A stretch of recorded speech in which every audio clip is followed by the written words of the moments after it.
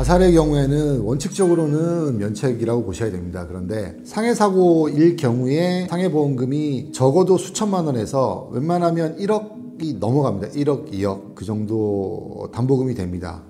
그런데 자살이라는 이유로 한 푼도 지급이 안 되는 경우가 많이 있습니다.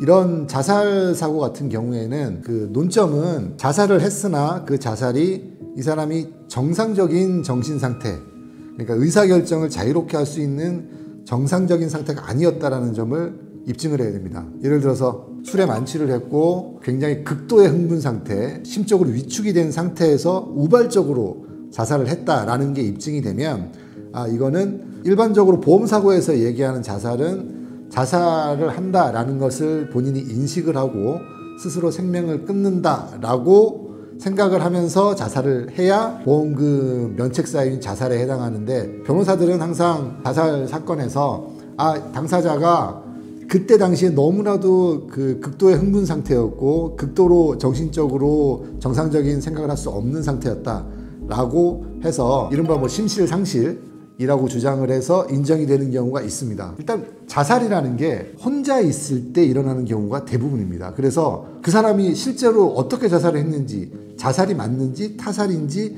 100% 확정을 할 수가 없습니다. 제가 했던 사건 중에는 유리창 창문 난간에 기대서 있다가 밑으로 추락을 한 사건이 있습니다. 그 사건에서 첫 번째로 제가 주장한 건 당사자는 자살한 것이 아니라 난간에 기대서 담배를 피우다가 미끄러져서 넘어져서 추락을 한 거다. 자기 자신이 스스로 목숨을 끊기 위해서 뛰어내렸다라고 처음부터 그렇게 주장을 해버리면 저희들은 주장할 수 있는 한 가지 근거를 잃어버리는 게 되니까, 첫 번째 제가 주장한 건 이거는 미끄러져서 넘어져서 난간에서 떨어진 것이고, 두 번째로 실제로 자살할 생각으로 뛰어내렸다고 하더라도 그 사람의 그때 당시 정신 상태가 정상적인 자살이라는 걸 인식할 정도로 정상적인 상태가 아니었다라고 주장을 했었습니다. 그 사건에서는 판결문에서는 자살을 한 것으로 보기가 힘들다 였습니다. 그래서 실제로 미끄러지거나 담배를 피다가 넘어져서 사고를 당했다라는 것이 반드시 불합리하지만은 않다라고 인정이 됐고, 만약에 이 사람이 실제로 난간에서 뛰어내렸다고 하더라도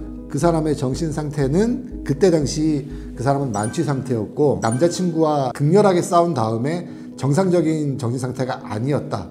그렇게 해서 그 두 근거에 의해서 자살보험금을 지급받은 적이 있습니다. 아까도 말씀드렸듯이 자살이냐 아니냐 이게 인정 여부는 몇 억이 왔다 갔다 합니다. 지금 제가 말씀드린 사건에서도 한 2억으로 기억하는데 본인이 보험회사에 지급 청구를 했을 때는 다 받아들여지지 않았습니다. 그런데 제가 맡아서 사건을 처리를 하면서 굉장히 오랜 시간 동안 싸웠는데 아무튼 그 두 가지 주장이 받아들여지면서 당사자는 보험금을 전액을 다 지급을 받으셨습니다.